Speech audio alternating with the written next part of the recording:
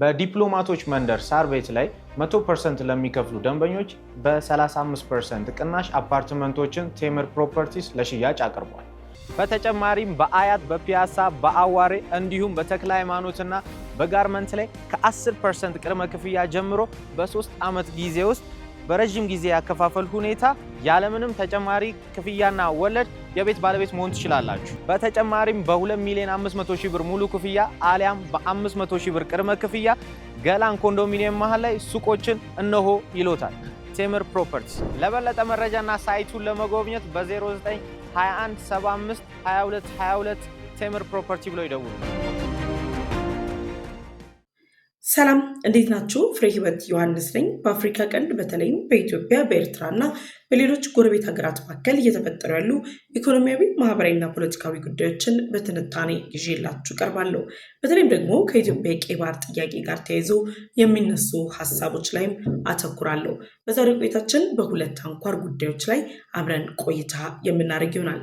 የመጀመሪያው ቀዳሚ አጀንዳችን የሚሆነው በምስራቅ አፍሪካ የሚገኙ ሀገራትን ደህንነት ለማስጠበቅ እንዲሁም ደግሞ በተለያዩ አቅጣጫዎች ላይ የደህንነት ስጋቶችን የተደቀኑባት ኢትዮጵያን ደህንነቷን ለማስጠበቅ ወደ ቀይ ባህር ከምታደርገው ጉዞ በተጨማሪ ወደ ሌላኛው የዓለማችን የንግድ መስመር ወደ ሆነው ህንድ ውቅያኖስም የምታደርገውን ጉዞ ለማጠናከር የሚያስችላት ከራስ አልፎ የጎረቤት ሀገሮቿን ደህንነት የምትጠብቅበት አዲስ ፕሮጀክት አሁን ላይ የተጀመረው እንቅስቃሴ ከኢኮኖሚያዊ ወደ ወታደራዊ እንቅስቃሴ ፊቱን ማዞሩን የሚገልጽ የጥናት ጽሑፍ ወጥቷል። የኢትዮጵያ የውጭ ጉዳይ ኢንስቲትዩት ባጠናው ጥናት መሰረት ኢትዮጵያ፣ ደቡብ ሱዳንና ኬንያ አዲስ የጀመሩት ጥምረት ለምስራቅ አፍሪካ ሀገራት የደህንነት ዋስትና ከመስጠቱም በተጨማሪ በቀይ ባህር ላይ ለተፈጠረው አለመረጋጋትም መፍትሄ እንደሚሆን ጭምር ተገልጿል። ጥናቱ ምን ሀሳብ ይዞ መጣ? ይህ ፕሮጀክት ለኢትዮጵያ የሚሰጠው ስትራቴጂካዊ ጥቅም ምንድን ነው የሚለውን በስፋት ይዤላችሁ ቀርብ ያለው። ሁለተኛው አጀንዳችን እንግዲህ የሁለተኛውን ጦርነት ለመጀመር በትግራይ ክልል እየተንቀሳቀሰ የሚገኘው የህወሓት ቡድን በተለያዩ የውስጥና የውጭ አካላት በተቃውሞች እየተናወጠ ባለበት በዚህ ወቅት ላይ የህወሓት የፊት አመራሮች ከሆኑም ደግሞ የህወሓትን የጦርነት አጀንዳ ከሚያራግቡ አካላት መካከል በቀዳሚነት የሚጠቀሱት ጀነራል ምግበ ኃይሌ የራሳቸውን የግል ሚስጥር የዘረገፉበት እንዲሁም ደግሞ ለሁለተኛ ዙር ጦርነት እየተደረጉ ያሉ ዝግጅቶችን በይፋ ያረጋገጡበት ጸረ ድሮን፣ ጸረ ታንክ እንዲሁም ደግሞ ጸረ የጦር አውሮፕላኖችን ህወሓትን ጨምሮ በትግራይ ክልል የታጠቀ ኃይል መኖሩን የገለጹበት ቃለ መጠይቅ ከድምፃዊ ወያኔ ጋር ቆይታ አድርገዋል። በዚህ ጉዳይ ላይም ሰፋ ያለ ዳሰሳን ይዤላችሁ ቀርብ ያለው። ለዩቲዩብ ቻናል አዲስ ከሆናችሁ የደወል ምልክቷን ተጭናችሁ ቻናሌን ሰብስክራይብ በማድረግ ቤተሰብ እንድትሆኑ ጋበዝኳችሁ። ቻናሌን ሰብስክራይብ አድርጋችሁ ቤተሰብ ከሆናችሁ ደግሞ ላይክ እና ሼር በማድረግ መረጃውን ለሌሎች እንዲደርስ እንድጋብዙልኝ ጠይቃችኋለሁ። ወደ ቀዳሚው መረጃም ተሻገርኩኝ። አብራችሁን ቆዩ። የመጀመሪያው ቀዳሚ አጀንዳችን የሆነው የኢትዮጵያን ብሔራዊ ደህንነት ከዛም ባለፈ ደግሞ በምስራቅ አፍሪካ የሚገኙ ሀገራትን ብሔራዊ ደህንነትን የማስጠበቅ ስራ ላይ ያተኮረው የላሙ ወደብን ይመለከታል። እንግዲህ የተለያዩ መረጃዎች እንደሚያሳዩት ከሆነ ኢትዮጵያ፣ ደቡብ ሱዳንና ኬንያ የላሙ ወደብን የገነቡበት ዋነኛ ምክንያት የንግድ ትስስራቸውን ለማጠናከር፣ የወደብ አገልግሎትን ከፍ ለማድረግ፣ መንገድ እንዲሁም ደግሞ የተለያዩ የሎጂስቲክ እንቅስቃሴዎች የሚደረጉባቸው ሁነቶችን የሚያከናውኑበት አካባቢ እንደሆነ ጭምር ሲገለጽ ቆይቷል። ከደቡብ ሱዳን የሚወጡ የነዳጅ ሀብቶች ወደ ቀሪው ዓለም የሚዘዋወሩበት የነዳጅ ቧንቧን ጭምር የሚያካትተው የላሙ ፖርት አሁን ላይ ከሚሰጠው የወደብ አገልግሎት በተለየ መልኩ ለምስራቅ አፍሪካ ከዛም በተጨማሪ ደግሞ ለኬንያ፣ ለደቡብ ሱዳንና ለኢትዮጵያ ብሔራዊ ደህንነታቸውን የሚያስጠብቁበት ደህንነታቸውን ለማስጠበቅ የሚያስችላቸው ወታደራዊ እንቅስቃሴን የሚያደርጉበት ማዕከል እየሆነ መምጣቱን የሚገልጹ መረጃዎችም ይፋ እየወጡ ይገኛሉ። በኢትዮጵያና በደቡብ ሱዳን መካከል በቅርብ ጊዜያት ላይ ከተደረሱ ስምምነቶች በተጨማሪ ኢትዮጵያ በደቡብ ሱዳን ያለውን የፖለቲካ ውጥረት፣ ኢኮኖሚያዊ እንቅስቃሴን ከዛም በተጨማሪ ደግሞ የእርስ በርስ ግጭቶችን ጭምር ለማቋረጥ ያደረገችው ፖለቲካዊ ዲፕሎማሲያዊ ጫናዎች በደቡብ ሱዳንና በኢትዮጵያ መካከል ያለውን አጋርነት እንዳጠናከረም ይገለጻል። ከዛም በተጨማሪ ከቀናት በፊት ደግሞ ኢትዮጵያ 130ኛ ዓመት የአድዋ ክብረ በዓልን ባከበረችበት ወቅት የኬንያ ከፍተኛ መንግስት ባለስልጣናት፣ የጦር አመራሮች ከኢትዮጵያ መከላከያ ጋር የሁለትዮሽ ትብብራቸውን ለማጠናከር ለሁለትዮሽ መስራት የሚያስችላቸው ስምምነት ላይ ለመድረስ የሚያስችል መግባባት ላይ ደርሰዋል። የኬንያና የኢትዮጵያ የጦር ኃይልም ባለፉት ጊዜያት ባለፉት የፈረንጆቹ 26 መጀመሪያ ላይ የተለያዩ ወታደራዊ ስምምነቶች ሲፈረሙ ቆይተዋል። እነዚህ ሁሉ ስምምነቶች እና በእነዚህ ሶስት ሀገሮች መካከል እየተፈጠረ ያለው የሶስትዮሽ ግንኙነት ከወደብ አጠቃቀም፣ ከንግድ ግንኙነት፣ ከዛ በተጨማሪ ደግሞ የነዳጅ ቧንቧ ሆኖ ነዳጅን ለቀሪው ዓለም ነዳጅ ለሚፈልጉ አካላት ከማድረስ ባለፈ ሶስቱም ሀገራት በዙሪያቸው ላይ እያንዣበበ የሚገኘውን የደህንነት ስጋትን ለመፍታት የምስራቅ አፍሪካ ሀገራትን ደህንነትን ለመቆጣጠር የሚያስችል ወታደራዊ ትብብርን በመፍጠር ጭምር የለሙ ወደብ ከኢኮኖሚያዊ ሁኔታው ፊቱን ዞር በማድረግ ወታደራዊ እንቅስቃሴ የሚደረግበት አይነት አካባቢ ወይም ደግሞ ወታደራዊ እንቅስቃሴን የምናይበት ፕሮጀክት ሊሆን መቻሉን እንግዲህ የኢትዮጵያ የውጭ ጉዳይ የውጭ ግንኙነት የስትራቴጂካዊ ጥናት ኢንስቲትዩት ይፋ አድርጓል። ኢትዮጵያ የለሙ ወደብ ላይ ወይም ደግሞ አሁን ላይ ባለው በለሙ ፖርት ላይ የተጀመረው ወታደራዊ እንቅስቃሴ ከምን አንጻር ሊጠቅማት ይችላል የሚለው ሌላኛው ጥያቄ ነው። በኢትዮጵያና በግብጽ መካከል ያለው ውጥረት አሁን ላይ እየተጠናከረ በመጣበት በዚህ ወቅት ላይ የግብጽ መንግስት የታችኛውንም የላይኛውንም የተፋሰሱ ሀገራትን በመጠቀም ኢትዮጵያ ላይ ዲፕሎማሲያዊና ኢኮኖሚያዊ ጫናዎችን በመፍጠር ኢትዮጵያ በህዳሴ ግድቡ ላይ እየወሰደች ያለችው ብልጫ በአባይ ውሃ ላይ እያሳየች ያለችው የማይናወጥ አቋሟን ሀሳቧን ለማስቀየር ይፈልጋሉ። ለዚህም ነው የኬንያ መንግስት እንግዲህ ከሳምንታት በፊት 2 ግዙፍ ሜጋ ፕሮጀክቶችን ለመገንባት ሲያስብ ግድቦችን ለመገንባት አስብ ያለው ብሎ እቅዱን ይፋ ሲያደርግ የግብጽ መንግስት ደግሞ እነዛን ግድቦች በኢኮኖሚ በፋይናንስ ዘርፍ በመደገፍ ከኬንያ ጋር ያላቸውን ወዳጅነት አጠናክረው ኬንያ ለኢትዮጵያ ልትሰጥ የምትችላቸውን የላይኛውና የታችኛው ተፋሰሱ ሀገራት ድምፅ እንዳትሰጥ ለማድረግ የተለያዩ ጥረቶችን ሲያደርግ ነበር የግብጽ መንግስት። ኬንያውን ባለው እንቅስቃሴ ላይ ከኢትዮጵያ ጋር የፈጠረችው ጥምረት በኬንያ በኩል ኢትዮጵያ ወደ ቀይ ባህር ሳይሆን የምትገባው ወደ ሌላኛው የዓለማችን ቁልፍ የንግድ መዳረሻ ወደ ህንድ ውቅያኖስ እንድትገባ የሚያስችላት ነው። ለዚህ ደግሞ በኢትዮጵያና በኬንያ መካከል ያለው ግንኙነት እያደገ መምጣት ኬንያና ኢትዮጵያ ከወታደራዊ ትብብር ጭምር መተሳሰራቸው ግብጽ እንደ ልቧ ገብታ እንዳትቦርቅና ኬንያ ላይ ተጽዕኖ እንዳትፈጥር አድርጓታል። ስለዚህ ግብጽ በኬንያ በኩል የፋይናንስ ድጋፍን አደርጋለሁ በማለት 2 ግድቦችን የምትገነባበትን የፋይናንስ ድጋፍ ሰጥቼ እኔ ደግሞ በምትኩ በህዳሴ ግድቡና በአባይ ውሃ ላይ ድምፅን ማግኘት እችላለሁ ብላ ያወጣችውን እቅድ ኬንያ ተፈጻሚ ሳታደርግ አሁን ላይ በኬንያ በደቡብ ሱዳንና በኢትዮጵያ መካከል የተፈጠረው የሶስትዮሽ ጥምረት ከመንገድ ትስስር ከወደብ ትስስር በዘለለ የነዳጅ ቱቦ ሆኖ ከማስተላለፍ በዘለለ ሶስቱ ሀገራት ወታደራዊ እንቅስቃሴን አድርገው የሀገራቸውን ዳር ድንበር የሚያስከብሩበት የኬንያንና የደቡብ ሱዳን ድንበር ተጠቅሞ የትኛውም ሀገር ወደ ኢትዮጵያ ማለፍ እንደማይችል የሚያረጋግጥበት የደህንነታቸው ማስጠበቂያ ስትራቴጂካዊ የሆነ የሚሊተሪ ግንባታን የሚገነቡበት አቅጣጫ መሆኑ እንግዲህ እየተነገረ ይገኛል። ይህ ከዚህ ጋር ተያይዞ አሁን ላይ ባለው ሁኔታ የለሙ ፖርት ወይም ደግሞ የለሙ ወደብ ላይ ያለው እንቅስቃሴ ኢኮኖሚያዊ መልክ ይኖረዋል የሚል ግምት ያላቸው የተለያዩ ሀገራት ኬንያና ደቡብ ሱዳንን በመጠቀም ኢትዮጵያ ላይ የጠላትነት ኢትዮጵያን የማፍረስ አጀንዳቸውን ለማራመድ ፍላጎት አላቸው። ያን ፍላጎታቸውን ለማሳካት ደግሞ ጥረት እያደረጉ ይገኛሉ። ከዚህ ጋር ተያይዞ ከኬንያ ለፋይናንስ ድጋፍ እሰጣለች ያለችው ግብጽ አሁን ደግሞ በደቡብ ሱዳን ጉዳይ ላይ ጭምር በመግባት ደቡብ ሱዳን እያደረገች ያለችው የልማት እንቅስቃሴ ላይ የደቡብ ሱዳንን ኢኮኖሚ በመደገፍ የደቡብ ሱዳንን ኢኮኖሚ በማሳደግ ደቡብ ሱዳን በኢትዮጵያ ላይ ጠላት ሆና እንድትነሳ የማድረግ አካሄድን ይጠቀማሉ። ሁልጊዜም ደጋግሜ በዚህ ቤት እንደምነግራችሁ ግብጽና ኤርትራ በኢትዮጵያ ላይ እየተጠቀሙት ያለው የኢሳያስ አፈወርቂ ዶክትሪንን ነው። የኢትዮጵያን የውስጥ ኃይሎችን በማስነሳት ኢትዮጵያን ማፈራረስ፣ የውስጥ ኃይሎችን በመጠቀም ኢትዮጵያን ማፍረስ ካልተቻለ ግን የውጫዊ ኃይሎችን ጎረቤት ሀገራትን በኢኮኖሚያዊ ዲፕሎማሲያዊና ፖለቲካዊ ጥቅም ከዚያም በተጨማሪ ደግሞ ወታደራዊ ጥቅም ወጥመድ ውስጥ በመክተት በኢትዮጵያ በተቃራኒ እንዲቆሙ የማድረግ እንቅስቃሴዎች ተጠናክረዋል። ለዚህም ነው ግብጽ አሁን ላይ በኬንያና በደቡብ ሱዳን ላይ ያደረገች ያለችውን እንቅስቃሴ ተጠቅማ ኢትዮጵያ ላይ የበላይ ሆናለሁ እያለች ባለችበት በዚህ ወቅት ላይ ፖለቲካዊ አለመረጋጋት ውስጥ ያለችው ደቡብ ሱዳን የኢኮኖሚ ሁኔታዋ አገር ለመሆን የማያበቃት አይነት ኢኮኖሚ ዩኒት ያላት ደቡብ ሱዳን ከኢትዮጵያና ከኬንያ ጋር ያላትን የሶስትዮሽ ጥምረት በማጠናከር ሉዓላዊ ሀገር ሆና ለመቀጠል የምታደርገውን ጥረት የሚያጠናክርላትና የሚደግፍላት እድልን አሁን ላይ አግኝታለች። ይህን እድሏን ደግሞ አሳልፋ መስጠት ስለማትፈልግ በኢትዮጵያ በኬንያና በደቡብ ሱዳን መካከል ዋነኛ አስተሳሳሪ ሆኖ የሚያገለግለው የትራንስፖርት ኮሪደር ተብሎ የተፈጠረው ደቡብ ሱዳንን ከኢትዮጵያ ያገናኛል፣ ኢትዮጵያን ከኬንያ ያገናኛል። ይሄ የትራንስፖርት ኮሪደር ነው፣ የወደብ ኮሪደር ነው፣ የኢኮኖሚ ኮሪደር ነው ተብሎ የተፈጠረው የለሙ ፖርት ላይ የምስራቅ አፍሪካ ሀገራትን ደህንነት ለማስጠበቅ ስትራቴጂካዊ የሆነ የደህንነት መጠበቂያ አድርገው ኢትዮጵያ፣ ኬንያ እና ደቡብ ሱዳን ከምንጊዜውም በላይ ወታደራዊ እንቅስቃሴ በዚህ አካባቢ ላይ እያደረጉ ይገኛሉ። እነዚህ ሶስት ሀገራት እያደረጉት ያለው ወታደራዊ እንቅስቃሴ ከምን የመነጨ ነው? ለምንድን ነው ኢትዮጵያ ከኢኮኖሚያዊ ጥቅሙ ይልቅ የለሙ ፖርትን፣ ኬንያም ከኢኮኖሚያዊ ጥቅሙ ይልቅ፣ ደቡብ ሱዳን ከኢኮኖሚ ጥቅሙ ይልቅ ደህንነታቸውን ለማስጠበቅ በዚህ ፖርት ላይ ፍላጎታቸው ለምንድን ነው የጨመረው የሚለው ጥያቄ መሰረታዊ የተባሉ መልሶች አሉት።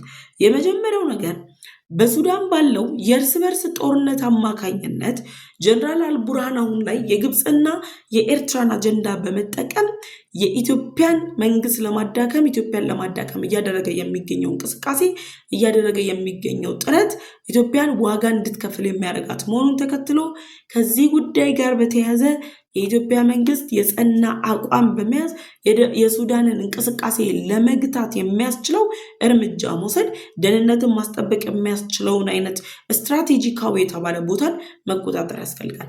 ለዚህ ደግሞ በለሙ ፖርት ላይ ወይም ደግሞ የለሙ ወደብ ላይ ከፍተኛ የሚባል በቴክኖሎጂ በዘመናዊነት የተደራጀ የጦር አቅም ያስፈልጋል። ያንን የጦር አቅም አደራጅተው በለሙ ፖርት ላይ የተጀመሩ እንቅስቃሴዎች የሱዳን የእርስ በርስ ግጭት በኢትዮጵያ ድንበር ላይ አልፎ የኢትዮጵያን የውስጥ ሰላም እንዳያውቅ የሚያስችል በመሆኑ ነው። ሌላኛው ምክንያት ተብሎ የሚቀመጠው ደግሞ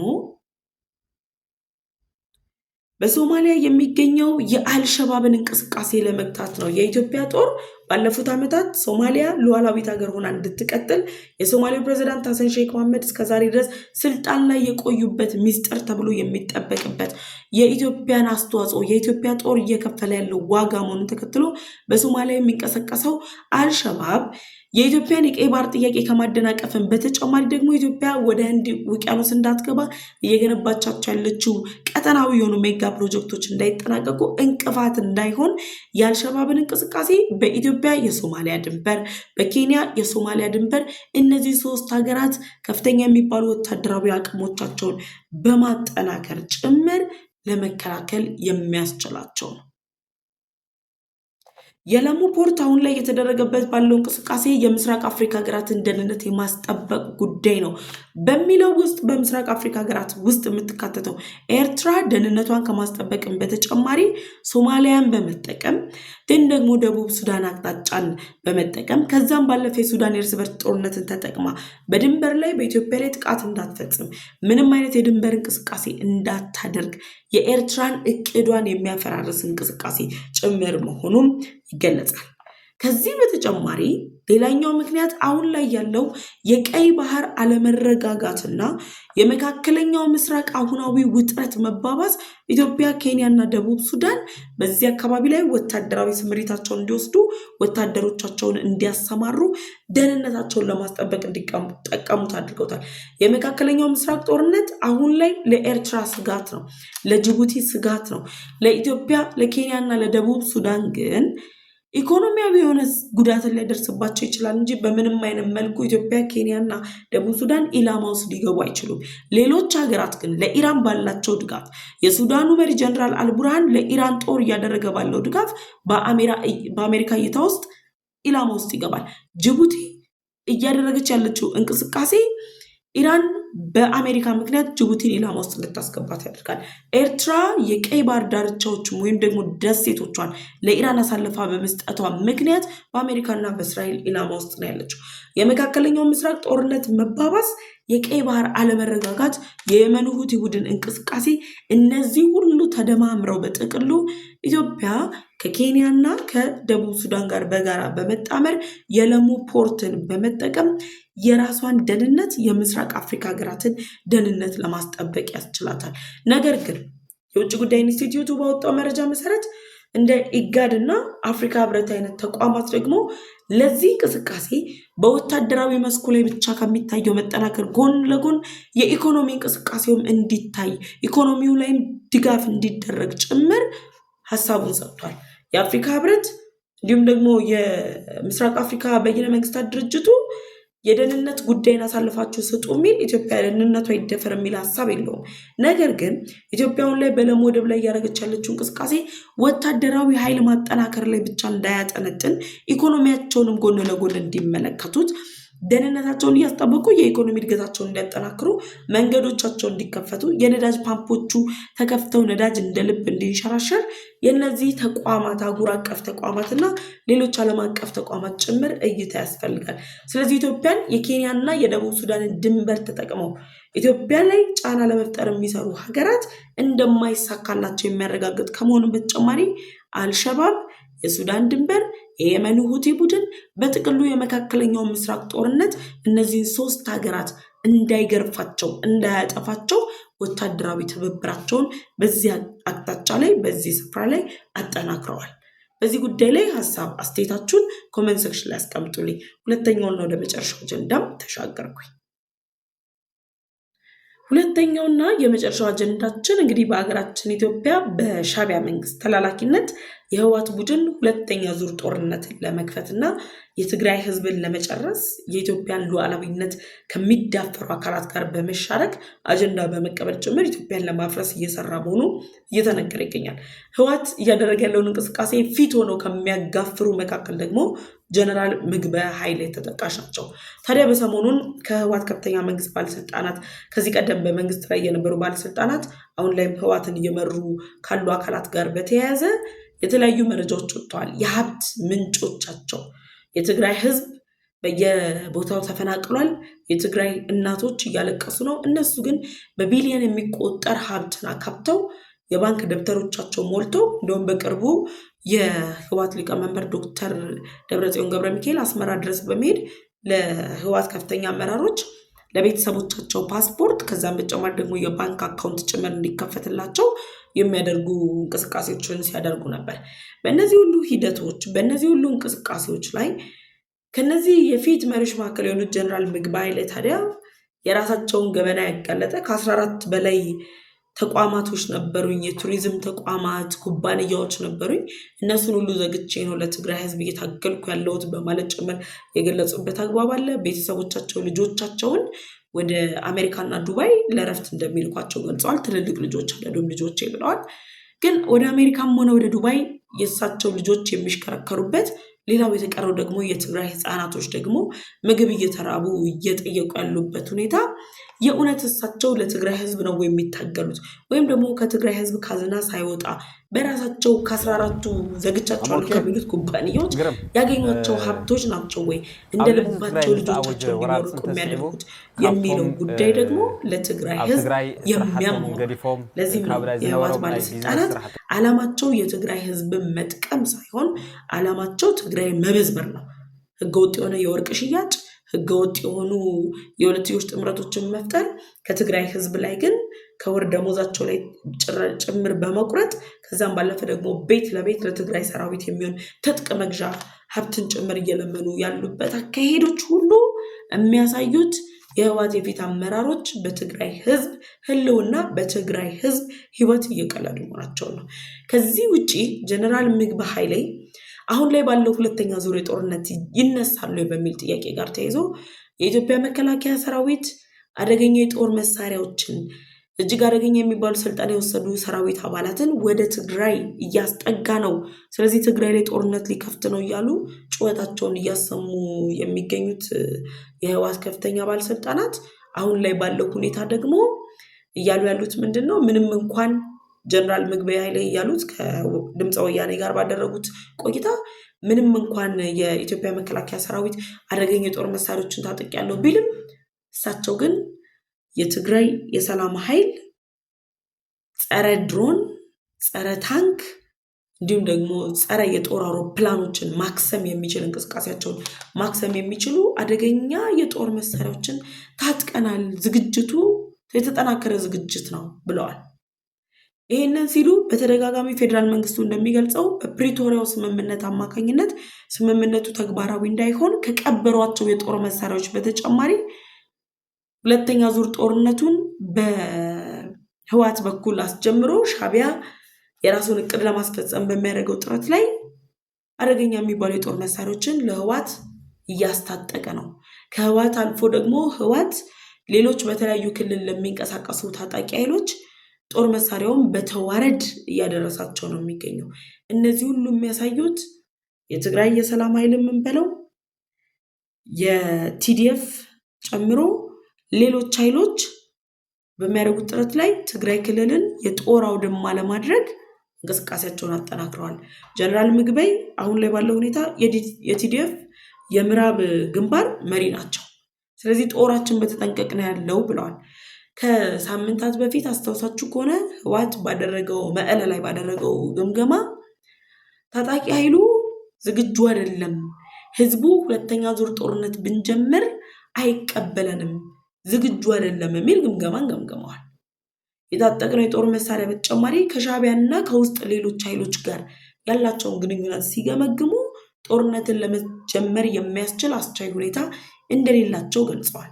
ይሄ እየሆነ ባለበት በዚህ ወቅት ላይ ጀነራል ምግበይ ወጥተው በአደባባይ የገለጹት ጸረ ድሮን፣ ጸረ ታንክ፣ ጸረ የጦር አውሮፕላን ለሁሉም አምካኝ የሆኑ የጦር አቅሞች እንዳላቸው ጭምር ገልጸዋል። በዛ ጎን ጋር ሄደው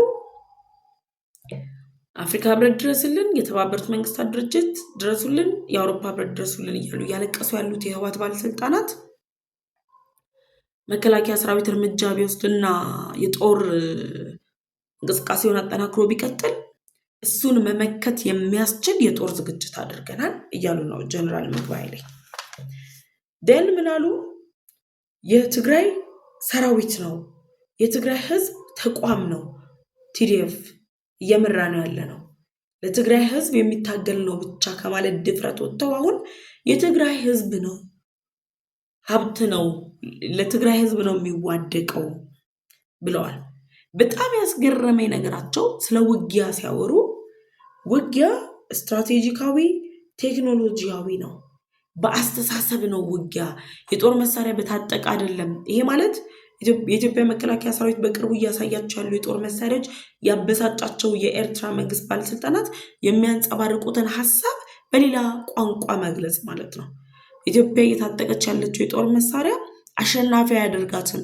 አሸናፊ የሚያደርገው ስትራቴጂካዊ አካሄድ ነው፣ አስተሳሰብ ነው በሚል ደረጃ እያስቀመጡ ነው ያሉት።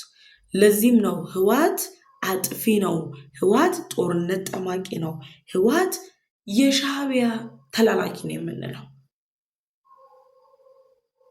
ጦርነቱን ጀምሩት እንጂ መፍትሄው ሁሉ በእጃችን ነው ብለዋል ጀነራል ምግበይ።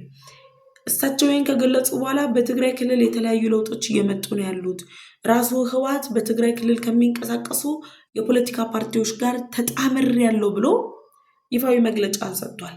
አንድ ነን ትግራይን እናድናለን ብሎ ተጣምሬያለሁ ሲል፣ ባይቶና ፓርቲ ደግሞ ዛሬ ባወጣው መግለጫ ላይ እናንተ የቪዲዮ ስታዩት ትናንት ምሽት ባወጣው መግለጫ ላይ እንደገለጸው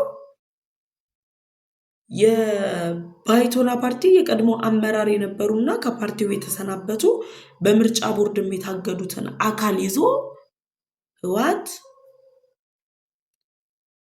ተስማምቻለሁ እያለ ነው። ባይቶና ፓርቲ ከህወሓት ጋር ምንም ጥምረት የለውም ብሏል። በትግራይ ክልል እየተነሱ ያሉ የተቃውሞ ሰልፎች የትግራይ ህዝብ ጦርነት አንፈልግም እያለ ያለበት አካሄድ ለነ ጀነራል ምግበይ ኃይሌ ስንቅ ሆኗቸዋል። ጦርነት ይፈልጋል ህዝቡ እያሉ ነው ኢንተርፕሬት እያደረጉል።